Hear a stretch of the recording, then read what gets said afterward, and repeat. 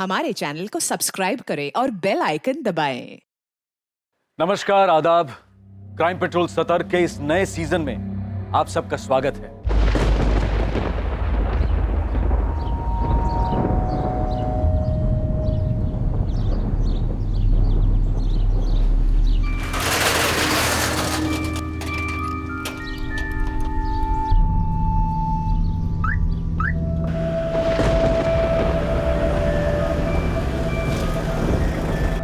सुन मोहन, मैं निकल रहा हूँ। मेरे पीठ पीछे तुम खिसक मत जाना। क्या साहब, आप भी ललित की चुगली पे यकीन कर लेते हो? ओए चुप कर, मुझे सब पता है। और सुन, ललित 8 बजे आएगा, तब तक गोदाम का ख्याल रखना। ये भी कोई कहने की बात है साहब?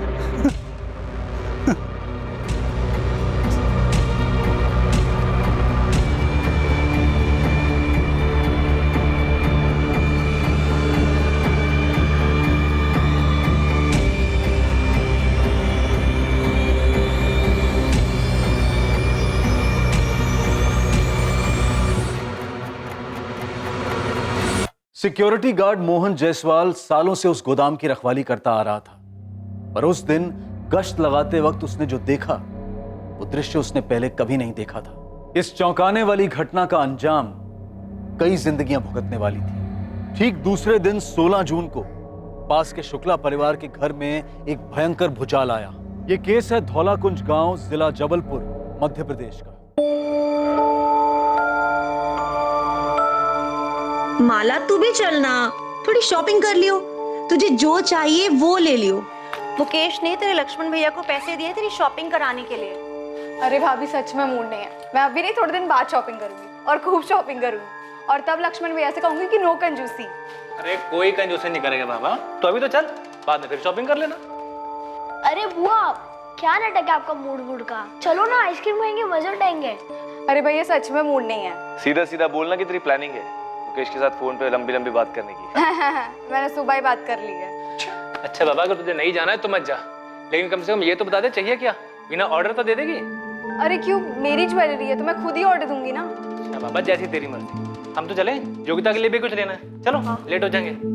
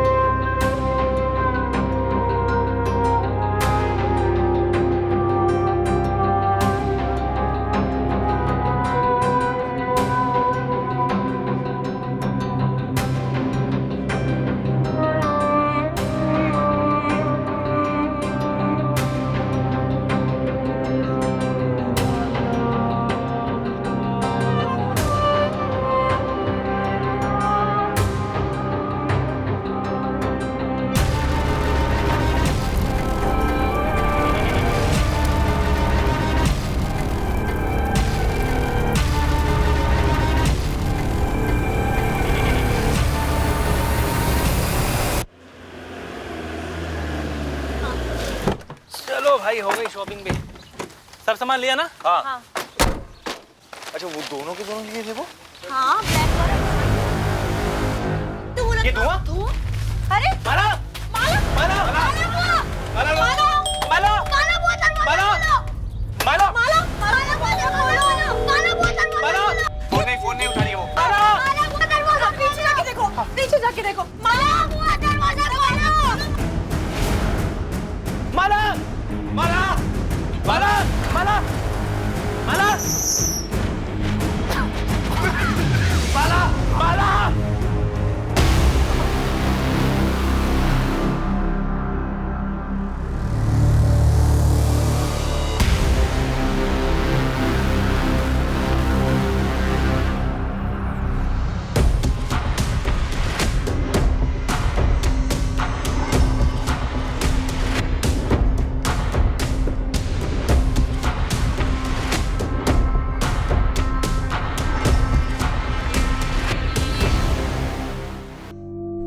मैं ये कदम नहीं उठाना चाहती थी, पर मुझे समझ नहीं आ रहा था कि मैं और क्या करूं। मैं आप लोगों के खिलाफ नहीं जा सकती, पर मुझे ये मालूम है कि जो मेरी लाइफ में होने जा रहा है, मैं उससे कभी खुश नहीं रहूंगी। काश मैं आपको ये बात बता पाती, काश आपको समझा पाती कि मुझे लाइफ से क्या चाहिए और क्या नहीं। आई एम सॉरी, मैं इस रिश्ते से खुश नहीं हूँ, और प्लीज योगिता दीदी की इसमें कोई गलती नहीं है। उन्हें इस बारे में कुछ नहीं पता था, ना ही जीतू जीजू से इस बारे में बात की थी मैंने। और हाँ, इसमें मुकेश का तो कोई कसूर नहीं है। सब लोगों को फिर से सॉरी। आप सबकी माला। योगिता, क्या हुआ? योगिता, कुछ बोलो। माला ने सुसाइड कर लिया। क्या क्या भाभी, क्या बोल रहे हैं आप? चिट्ठी छोड़ के शादी नहीं करना।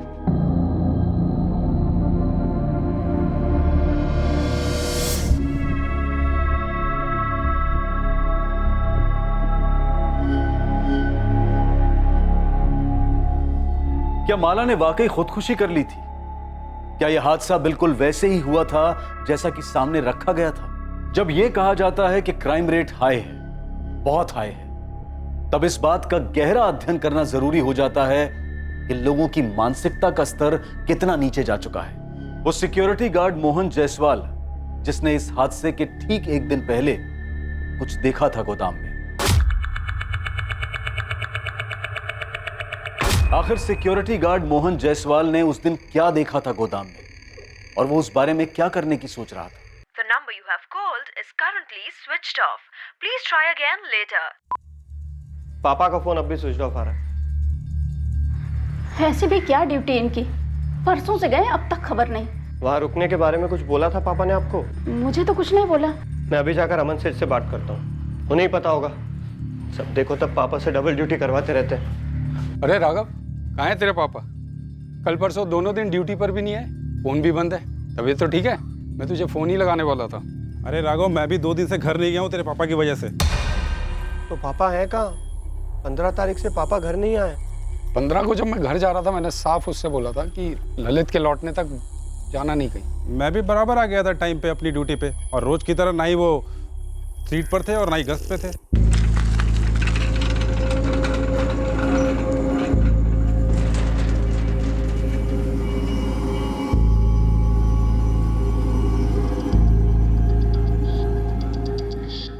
पता नहीं एक 5 मिनट ज्यादा रुकने में क्या जाता है मोहन भाई का। आम चोरी की हद है ये आदमी।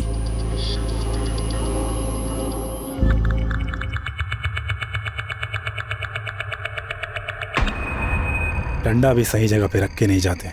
2 दिन में कितनी बार फोन लगा चुका हूँ, हर बार स्विच ऑफ बता रहा है। क्या माजरा क्या है? यही तो मैं आपसे बोल रहा हूँ अमन सेठ, 15 तारीख से पापा घर नहीं आए, फोन भी ऑफ आ रहा है उनका। टीवी कर कहीं चले तो नहीं गए? क्या बोल रहे हैं सेठ आप? आज तक कभी किया है पापा ने ऐसा?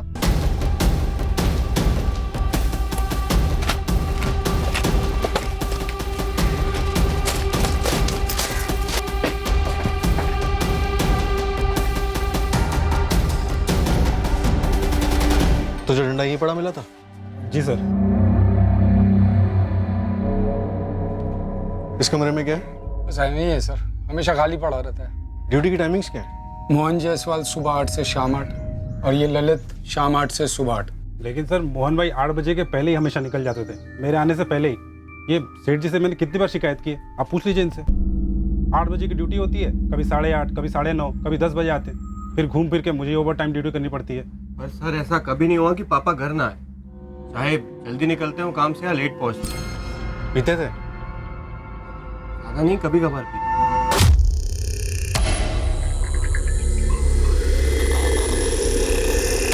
ललित, क्या जानता है तू? कहाँ है मोहन जायसवाल? मुझे क्या पता, मैं जब यहाँ आया तो मोहन भाई यहाँ पर नहीं थे, और वो डंडा यहीं पड़ा हुआ था। अब जरा मेरे साथ आइए, कुछ बात करनी है। सर प्लीज कुछ कीजिए सर, मेरी माँ की हालत बहुत खराब है सर। देखो तुम चिंता मत करो, हम तुम्हारे पापा को ढूंढ लेंगे। तब तक एक काम करो, ये सारे जान पहचान वालों से और रिश्तेदारों से पूछताछ करो। लेकिन सर मेरी माँ। देखो हम भी अपने लेवल पे ढूंढेंगे, चिंता मत करो। अमन जी, अब हमारे साथ थाने तक चलिए। ललित, आ क्या सुन, देख मेरे लौटने तक कहीं जाना नहीं। जी सेठ जी।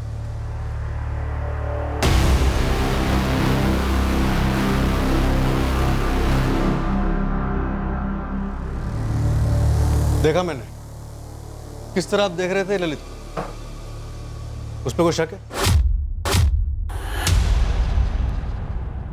ऐसे शक तो नहीं है, पर कैसे कहूँ, समझ नहीं पा रहा।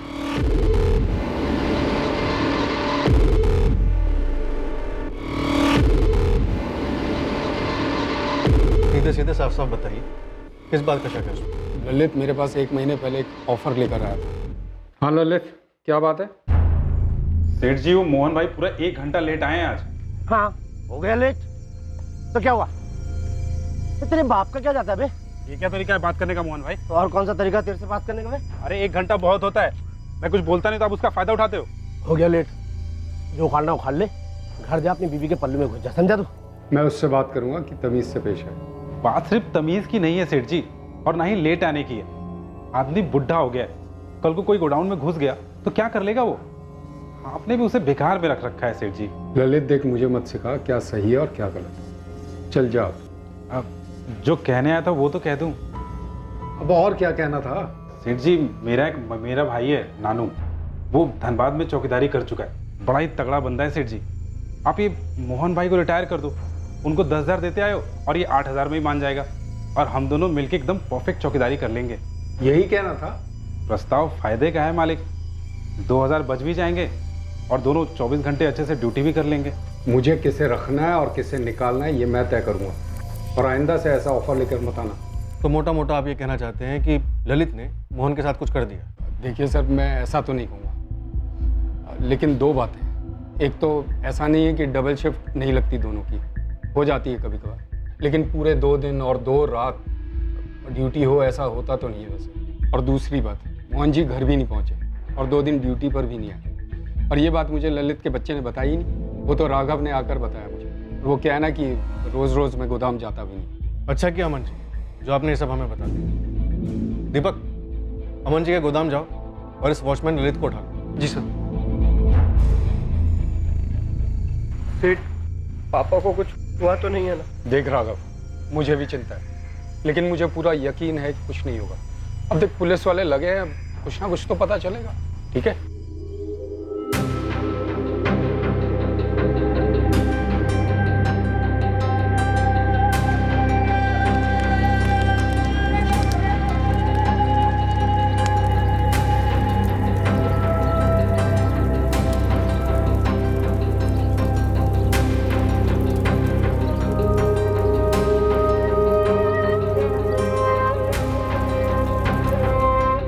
सुनो, मैंने विनय भाई साहब को 1 लाख रुपए दिए हैं कैश, तुम्हारी ज्वेलरी के लिए। 1 लाख में तो आर्टिफिशियल ज्वेलरी तक नहीं आएगी, और मैं बेवकूफ डायमंड वायमंड के बारे में सोच रही थी। अरे बाप रे, मतलब शादी से पहले ही कंगाल करने का इरादा है तुम्हारा? तो ना करो ना शादी, अभी तो सिर्फ एंगेजमेंट हुई है, अभी भी कुछ बिगड़ा नहीं, कैंसिल कर सकते हो। मतलब एक डायमंड के लिए तुम शादी कैंसिल कर दोगे? डायमंड चाहिए ना तुम्हें? अगले हफ्ते ही डायमंड मिलेगा तुम्हें। मेरा भोपाल का एक ट्रिप लग रहा है, वहाँ बहुत अच्छा ज्वेलर दोस्त है मेरा। अरे मैं तो मजाक कर रही थी। अब भाई तुम मजाक कर रही थी, लेकिन मैंने तो प्यार किया, और प्यार कोई मजाक नहीं है। अब डायमंड को आने से कोई नहीं रोक सकता। आप कब और कैसे हम पर इतने लट्टू हो गए, हमें तो पता ही नहीं चला। अब भाई ये तो मुझे भी नहीं पता। तुम अपनी सहेली के साथ स्कूल से लौटा करती थी, और मैं भी विदाउट फेल तुम्हें देखने के लिए पहुंच जाया करता था।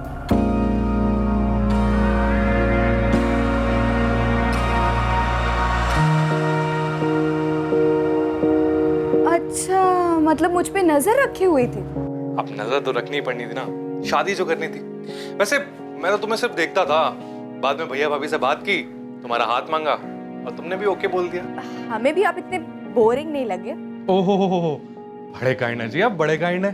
तुम्हें आज जाके जो भी खरीदना है खरीद लो, बाद में हम दोनों साथ में चलेंगे। दिल तो तुमने लूट ही लिया है, जेब भी अच्छे से लूट लिया, कोई कसर मत छोड़ना।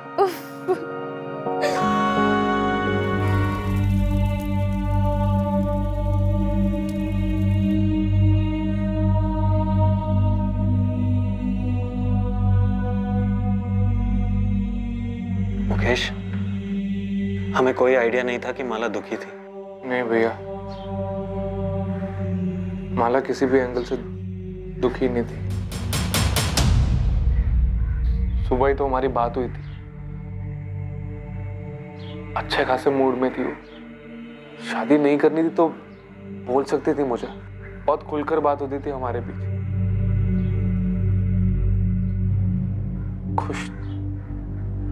खुश नहीं थी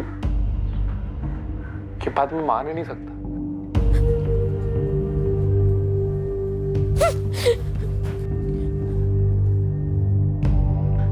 योगिता, संभालो खुद को, अपने खातिर नहीं तो अपने बच्चे के खातिर। भाभी ऐसा क्या खाया जा रहा था उसे?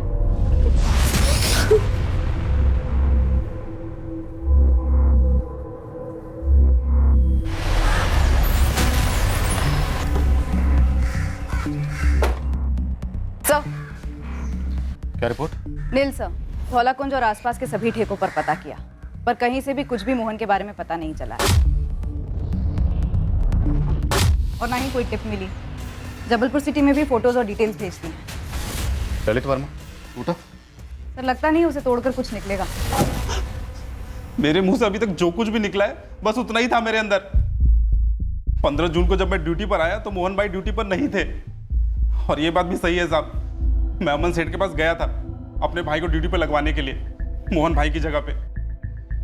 और एक बात बता देता हूँ साहब, ये मोहन भाई भी ना कोई दूध के धुले नहीं थे। तो बता, दूध कहाँ और कैसे फटा था? जो जानता है सब बता दे ललित।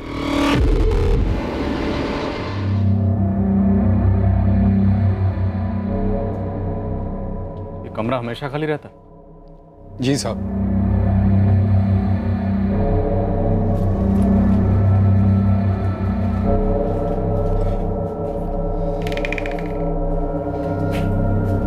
सर, मेरा सारा माल यहीं रहता है और यहीं से सीधा ट्रांसपोर्ट हो जाता है।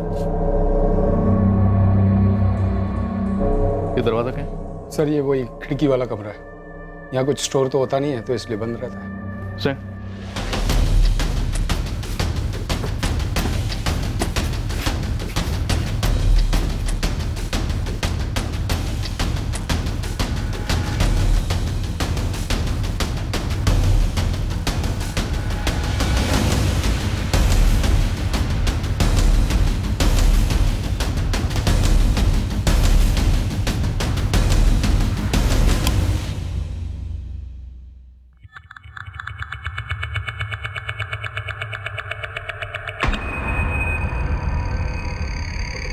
ललित को डंडा यही मिला था जो मोहन जायसवाल इस्तेमाल करते हैं? सर, ललित ने बताया तो यही था।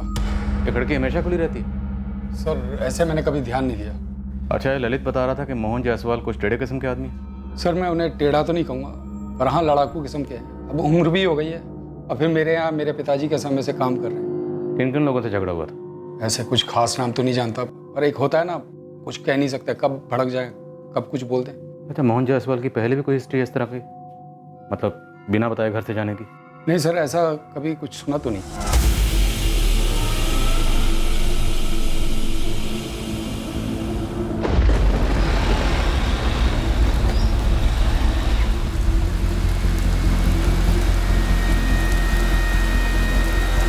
साहब, ये ललित वर्मा के खिलाफ तो कोई क्रिमिनल हिस्ट्री मिली नहीं, लेकिन जो ये मोहन जायसवाल है इस पर मर्डर चार्ज था। क्या? धौलाकुंज गांव का एक लोकल पुलिस थाना है और लगभग 6 साल पहले मर्डर के सिलसिले में अंदर था। किसका मर्डर? एक पड़ोसी था, भीखू गुप्ता।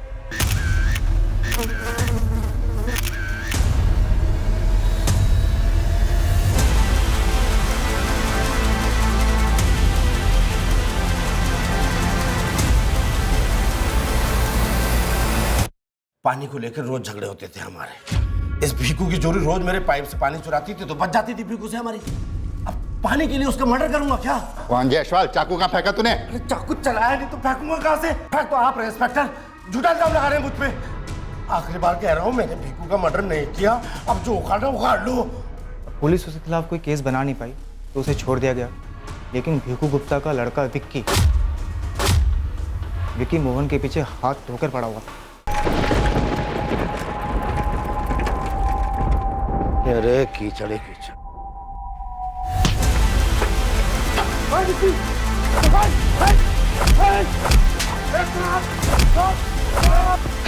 अबे साले, तेरे को छोड़ूंगा नहीं मैं। तूने जैसे मेरे पापा को मारा था ना, वैसे एक दिन तेरे को मार दूंगा मैं। तू मारेगा मुझे, छछूंदर की औलाद। सुन कान खोल के, मैंने तेरे बाप को नहीं मारा, लेकिन तेरा बाप एक नंबर का अच्छे चोरा था। उसके साथ ऐसा ही होना था। सुधर जा, वरना तेरा भी ऐसा ही असर होगा। ये विक्की अभी भी वहीं रहता है, मोहन के पड़ोस में? नहीं, विक्की और उसकी माँ लगभग 3 साल पहले धोलाकुंज गांव छोड़ के चले गए। कहाँ? ये तो किसी को पता नहीं है, लेकिन मैंने बंदे लगाए हैं उसके पीछे। सर कहीं ऐसा तो नहीं ये विक्की लौटा हो बदला लेने के लिए?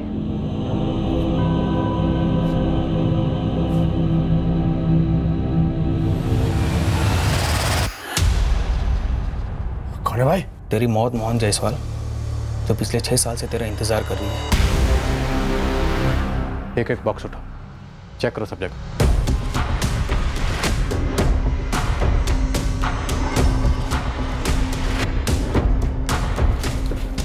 अरे सर, यहाँ लाश होती तो बदबू नहीं आती?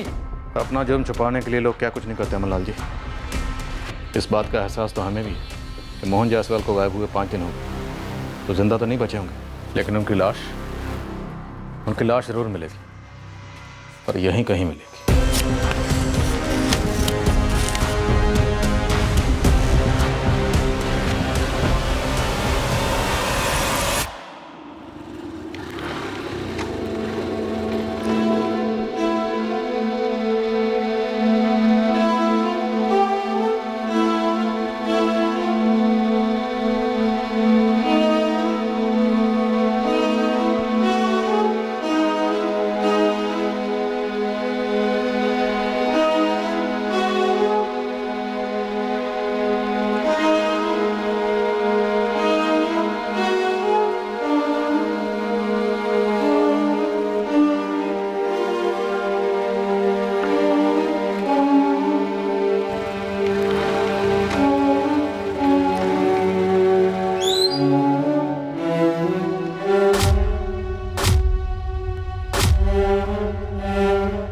सिक्योरिटी गार्ड मोहन जायसवाल के मिसिंग केस की तहकीकात शुक्ला परिवार के दर पर पहुंचने वाली थी।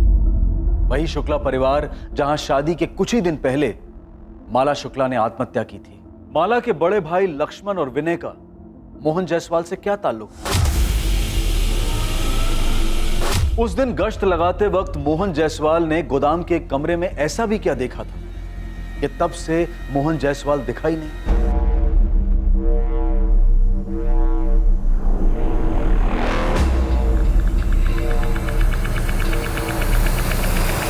उस रात एक साजिश जन्मी थी। एक षड्यंत्र रचा गया था कई अड़चनों को एक साथ पार करने के लिए। कई निशानों पर एक ही तीर साधा गया था। ये अड़चनें किसकी जिंदगी में थी, क्या थी, रची गई साजिश क्या थी और साजिश रचने वाला कौन था? ये सारे सवाल तहकीकात करने वाली पुलिस टीम पर हावी होने जा रहे थे। छल का चक्रव्यूह पेचीदा था।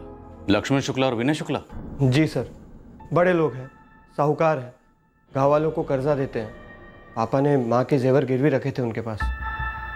पता नहीं क्यों मुझे तुम्हारे पापा का गायब होना कुछ खटक रहा। तुम्हारे पापा भिकू गुप्ता के मर्डर केस में भी अरेस्ट हुए थे ना? छूट भी गए थे, उन्हें फंसाया जा रहा था। कौन फंसा रहा था? पता नहीं, लेकिन सर मुझे शक है शुक्ला बंधुओं पे। उन्होंने 2 हफ्ते पहले पापा को धमकी दी थी। बस बस, इतना शोर क्यों कर रहे हो? अरे मेरी जोरू के गहने तो है गिरवी तुम्हारे पास। जेवर बेच के 30,000 में नहीं आएंगे।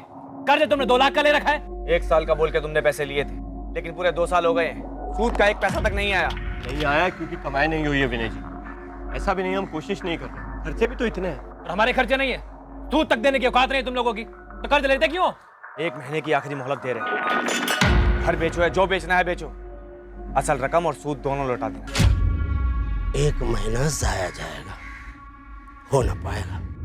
नहीं दूंगा, जो करना है कर लो। मोहन, महीना जाया नहीं जाएगा, 1 महीना इंतजार करें, उसके बाद देखना हम क्या क्या करेंगे। तुम लोग जो कर रहे हो ना वो हम भी कर सकते हैं। ये मत समझना कि तलवार सस्ती है तो धार नहीं होगी। चलो यहाँ से निकलो। सर धमकी तो मोहन जायसवाल ने हमें दी थी, हम कुछ क्यों करेंगे उसके साथ? वो आप लोगों के पैसे जो नहीं लौटा रहा था, और धमकी तो आप लोगों ने दी थी उसे। 1 महीना इंतजार करेंगे, उसके बाद देखना हम क्या क्या करेंगे। सर अगर लेनदार देनदार को मार देगा तो फायदा क्या होगा? पैसे तो नहीं मिलेंगे ना वापस? सुकून तो मिलेगा, भड़ास तो निकलेगी। और ये पहली बात तो नहीं होगी कि कर्ज ना लौटाने पर हत्या कर दी गई। अगर ऐसा कुछ होता तो हम उसे 1 महीने की मोहलत और क्यों देते? सर ये तो हमें आप लोगों से मालूम पड़ रहा है कि मोहन लापता हो चुका है। सर मोहन के बच्चे ने कई लोगों से पैसे उधार लिए हुए थे और लौटा नहीं रहा था। वो सबको एक साथ गुमराह करने के लिए ये गायब होने का ढोंग कर रहा होगा। आप एक काम कीजिए, हमारे सरपंच धर्मेंद्र जी से बात कीजिए, वो आपको बताएंगे कि मोहन जायसवाल चीज क्या है।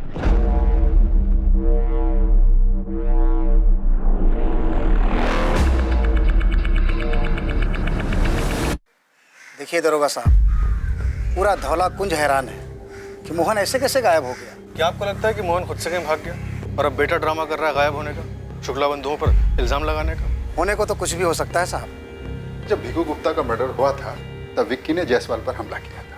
तब मेरी विक्की से बात हुई थी, समझाया था मैंने उसे कि भावनाओं में मत बहना। भिखू गुप्ता का केस क्लोज नहीं हुआ कभी? होते हैं ऐसे कुछ केसेस, क्या करें। और अब मोहन गायब है। सुना है मैंने, आदमी था ऐसा जो खुद को गायब करवा सकता है। ये उसी की कोई चाल होगी। सब लोग सही कह रहे हैं कि वो ठेड़ा बंदा था। इस शुक्ला बंधु 2 लाख के लिए किसी को नहीं मारेंगे। मैं तो कहता हूँ किसी भी रकम के लिए नहीं मारेंगे। पुश्तों से साहूकारी करते आ रहे हैं, और तो और इस वक्त शुक्ला परिवार में भयंकर शोक है साहब। क्यों? आपको नहीं पता उसकी बहन के बारे में? आप बताइए। कुछ दिन पहले ही उनकी छोटी बहन माला ने खुद को जलाकर आत्महत्या कर ली। बेचारी 18-19 साल की थी साहब। कब हुआ ये? अभी 16 तारीख की छोटी बहन माला ने खुद को जलाकर आत्महत्या कर ली। अभी 16 तारीख।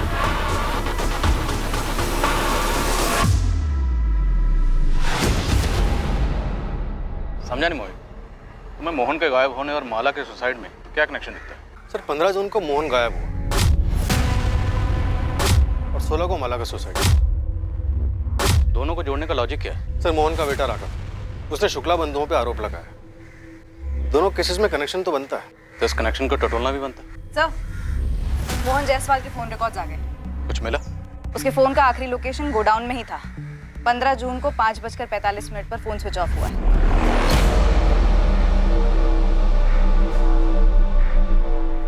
लेकिन गोडाउन से तो हमें कोई फोन नहीं मिला।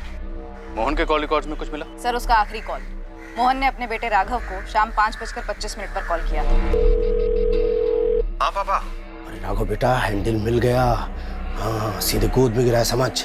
अब इन शुक्ला बंधुओं को ना ऐसा मजा चखाऊंगा ना तो देखना। पापा क्या हैंडल वैंडल की बात कर रहे हैं आप? क्या बोल रहे हैं आप? ये राघव पक्का हमसे कुछ छुपा रहा है। अपने बाप को छुपा रहा है सर, और हमें घुमा रहा है। तगड़ी गर्मी देनी होगी इसे। सर ये बाप बेटे मिलकर बहुत बड़ा गेम खेल रहे हैं। शुक्ला बंधुओं को अंदर करवाओ और अपना सारा कर्ज मिटा दो। उठा इस राघव। एक मिनट, मारिए मत सर, मारिए मत। मैंने पापा के फोन कॉल के बारे में नहीं बताया, पर सच कहता हूँ सर, मेरा यकीन कीजिए, वो गायब तो हुए हैं ना सर, उनके साथ जरूर कुछ हुआ है सर। मेरे तेरे बाप के साथ क्या हुआ? तू और तेरा बाप मिलके हमारे साथ आँख मिचौली खेल।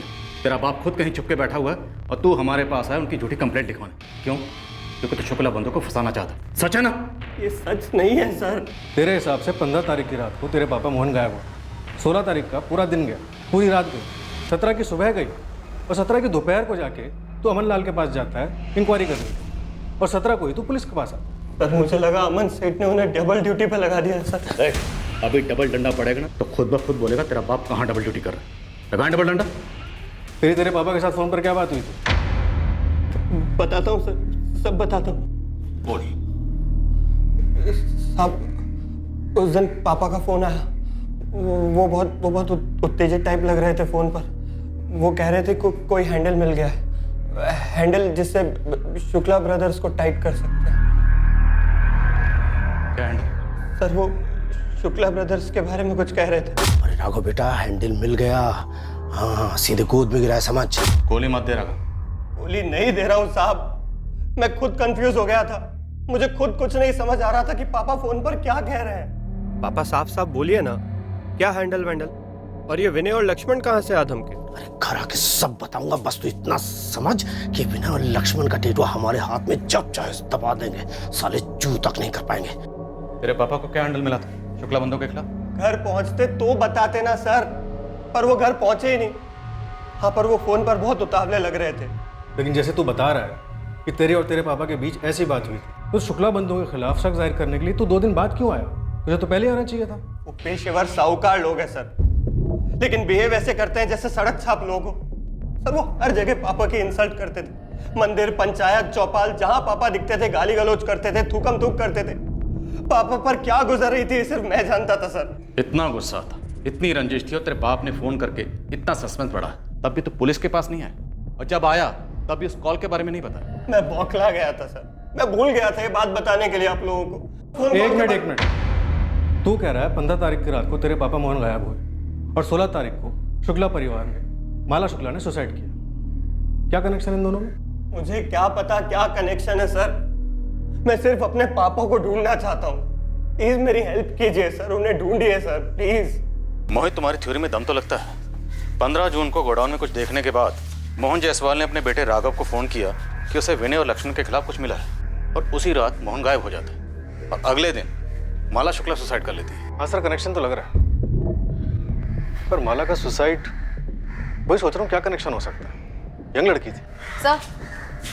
खबरी गोविंद की टिप आई है, माला का सुसाइड गड़बड़ लग रहा है।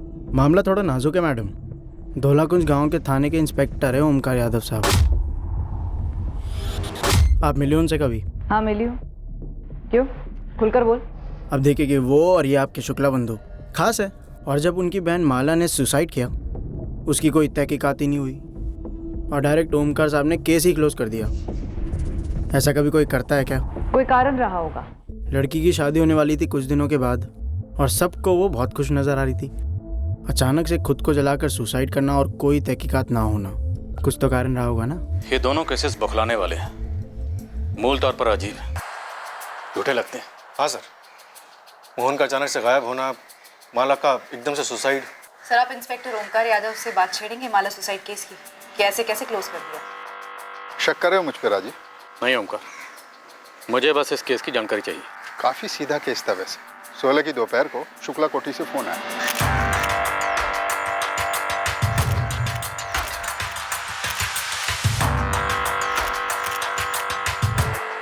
कुछ नहीं बचा, हड्डियां गलने लगी थी, मांस जल चुका था, ऊपर से माला की सुसाइड नोट थे, सब कुछ क्लियर था। भोपाल से हैंड राइटिंग एक्सपर्ट मंगवाया, राइटिंग मैच करवाई, ये है फॉरेंसिक रिपोर्ट, माला की ही राइटिंग। राजीव, आप मुझ पर बिना तहकीकात के केस बंद करने का इल्जाम नहीं लगा सकते। माला ने सुसाइड ही किया था। माला अपनी होने वाली शादी से खुश नहीं थी।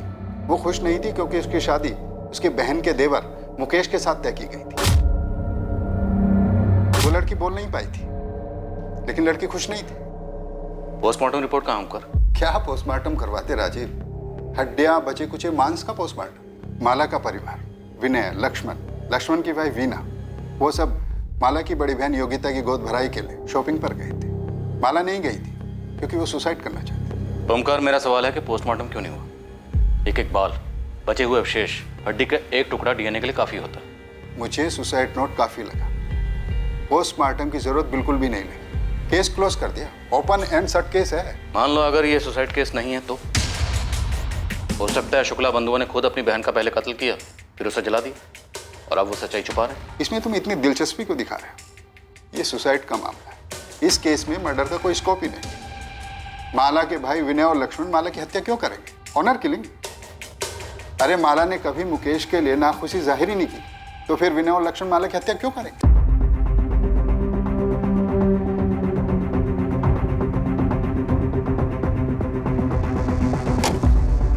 भाई साहब, वो मुकेश को उठा के लेके गई है। कौन? सोमानीपुर पुलिस स्टेशन की पुलिस, जो मोहन जायसवाल केस में तहकीकात कर रही है। तो मुकेश का मोहन जायसवाल से क्या लेने देना है? पता नहीं भाई साहब, वो माला के सुसाइड केस में अपनी नाक अड़ा रही है। माला के सुसाइड केस से उनका क्या मतलब है? चल क्या रहा है? मुझे आइडिया नहीं है लक्ष्मण भैया, मैं ऑफिस में था जब वो मुकेश को उठा के ले गए। जीतू, क्या मुकेश को वाकई ऐसा लगता है कि माला ने सुसाइड नहीं किया है? तुम भाइयों ने कुछ गलत किया है? मुझे नहीं पता भैया, मुझे बस इतना पता है कि मुकेश को यकीन नहीं हो रहा है कि माला उसके साथ नाखुश थी और उसने आत्महत्या कर ली उसकी वजह से। क्या हुआ भाई साहब? भाई साहब, मैंने ओमकार साहब से बात की, लेकिन वो अपने हाथ खड़े कर रहे। क्या आप भी मेरे दोनों भाइयों पर शक कर रहे हो? मुझे ताज्जुब है कि तुम्हें शक क्यों नहीं हो रहा है। माला तुम्हारे सबसे करीब थी, अगर उसे मुकेश से शादी नहीं करनी थी तो तुम्हें तो बता सकती थी। और कौन से एंगल से वो सुसाइड करने वाली लगती थी, बताओ। पुलिस तुझे यहाँ पकड़ के क्यों लाई है? क्या छुपा रहा है तू मुझसे? कुछ नहीं माँ। साहूकारों की बहन की आत्महत्या का तेरे पापा से क्या ताल्लुक है? मुझे नहीं पता माँ। कहीं उस बच्चे माला ने तेरे पापा की वजह से तो आत्महत्या नहीं की?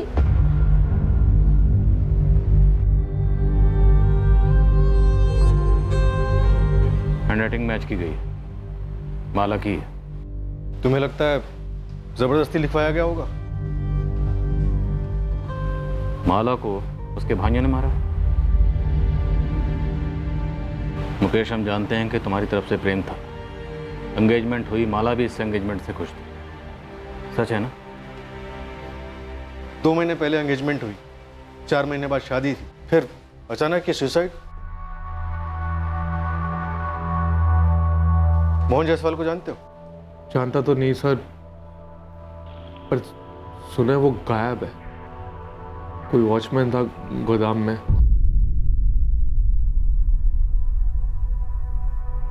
मुकेश, दिल से बोलो, क्या माला सुसाइड कर सकती थी? नहीं सर, बिल्कुल भी नहीं। और अगर मैं गलत हूं तो मुझे कारण जानना है सर। उस पर कोई जोर जबरदस्ती नहीं थी, फैमिली भी ऐसी कोई पुराने ख्यालातों वाली नहीं थी, खुलकर बोलने की आजादी थी। फिर ऐसा क्यों? ये जो सुसाइड बोल रहे हैं, उसके चंद घंटों पहले हमने फोन पर बातें की थी, रोमांटिक बातें। क्या चाहिए सबूत? आप कब और कैसे हम पर इतने लट्टू हो गए, हमें तो पता ही नहीं चला। नेहा माला की बेस्ट फ्रेंड थी, मैंने उससे भी पूछा, वो भी बिल्कुल शॉक हो गई ये बात सुनकर। नहीं मुकेश, मैं नहीं मान सकती कि अपनी माला सुसाइड कर सकती है। नेहा, मेरे लिए सच जानना बहुत जरूरी है। प्लीज मुझे बता, कोई और था? आज तक माला ने ये नहीं कहा कि वो तुमसे नाखुश है, और नहीं उसके बर्ताव से ऐसा कुछ लगा मुझे। शादी अगर नहीं करनी थी तो रिश्ते को मना कर सकती थी। कोई बंदूक लगाकर सर पर नहीं खड़ा था, अपनी मर्जी से हाँ की थी, अपनी मर्जी से एंगेजमेंट भी की, फिर शादी ना करने के लिए सुसाइड कर लिया। गड़बड़ तो है सर, पर क्यों है, कैसे है, क्या है, ये मैं नहीं जानता हूं। सुसाइड नहीं, मर्डर सर, 100%। पर क्यों सर? ऑनर के लिए? तब तो कोई दूसरा लड़का जरूर ही होगा, अभी नहीं तो पहले कभी। लेकिन अगर ऐसा होता तो बेस्ट फ्रेंड नेहा मुकेश को जरूर बताती, क्योंकि उसने तो बात उठाई भी थी। अगर ये मर्डर केस है भी, तो भी इसका मोहन जायसवाल मिसिंग केस से क्या कनेक्शन बनता है? मोहन जायसवाल पहरा दे रहा था, गश्त लगा रहा था, और उसने खिड़की से गोडाउन के कमरे में जरूर कुछ ऐसा देखा होगा। और जो उसने देखा वो माला से कनेक्टेड था शायद, क्योंकि उसके तुरंत बाद उसने अपने बेटे राघव को फोन करके ये कहा कि उसे हैंडल मिल गया शुक्ला बंधु को ब्लैकमेल करने का। ब्लैकमेल? बिल्कुल, शायद मोहन जायसवाल ने कुछ ऐसा देखा होगा जिसे लेकर वो शुक्ला बंधु को ब्लैकमेल कर सकता था। और गुस्से में विनय और लक्ष्मण ने अपनी बहन माला का कत्ल कर दिया।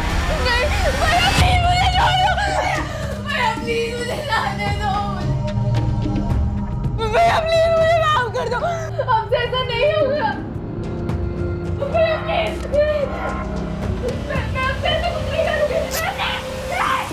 सर थ्योरी में ही सही, 2 और 2 जोड़ें और ये मानकर चलें कि ऐसा ही हुआ, तो मोहन ने अमन लाल के गोदाम के कमरे में कुछ ऐसा देखा जिसका कनेक्शन माला से था। उसने विनय और लक्ष्मण को ब्लैकमेल करने की कोशिश की, जिसके चलते उन्होंने माला का कत्ल कर दिया। फिर मोहन, उसका उन्होंने क्या किया? उन्होंने सगी बहन को नहीं छोड़ा, तो मोहन को छोड़ेंगे? सुसाइड केस फिर से खुला तो वो लोग हमारे पीछे लग जाएंगे। विनय, माला ने आत्महत्या की है, यही सच है। जी भाई साहब, और यही सच रहना भी चाहिए।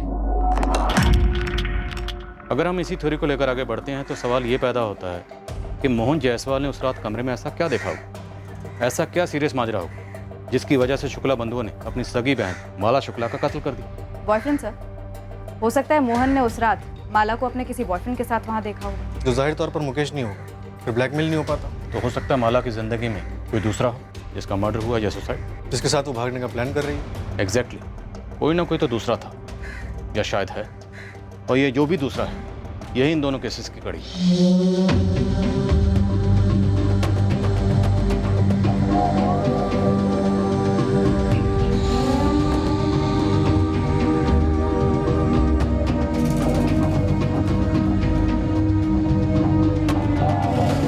जायसवाल मौजूद ही नहीं जो ये बता सके कि आखिरकार उसने क्या देखा था। माला शुक्ला भी इस दुनिया में नहीं रही जो बोल सकती कि उसने आत्महत्या की है या फिर उसका कत्ल हुआ है। अब माला की जिंदगी में ये दूसरा आदमी कौन था जो पुलिस की थ्योरी के अलावा और किसी की जुबान पर नहीं था।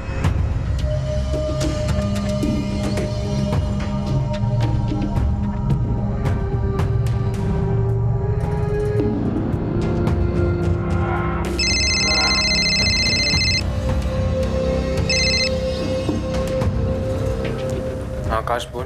अजय, सुना कल शाम को क्या हुआ? क्या? यार तू ये बता, तू है कहाँ पे? तू बोल ना क्या हुआ कल शाम। यार माला ने सुसाइड कर लिया है। क्या? हाँ यार, उसने खुद को जला लिया।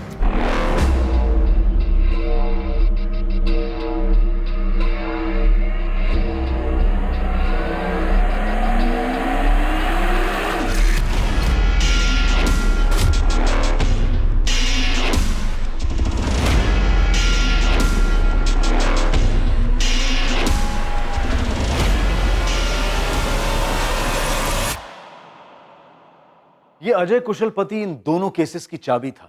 माला की मौत और मोहन के गायब होने की सच्चाई जानने के लिए अजय तक पहुंचना जरूरी था। क्या कभी इन केसेस की सच्चाई सामने आएगी? क्या पुलिस अजय कुशलपति तक पहुंच पाएगी?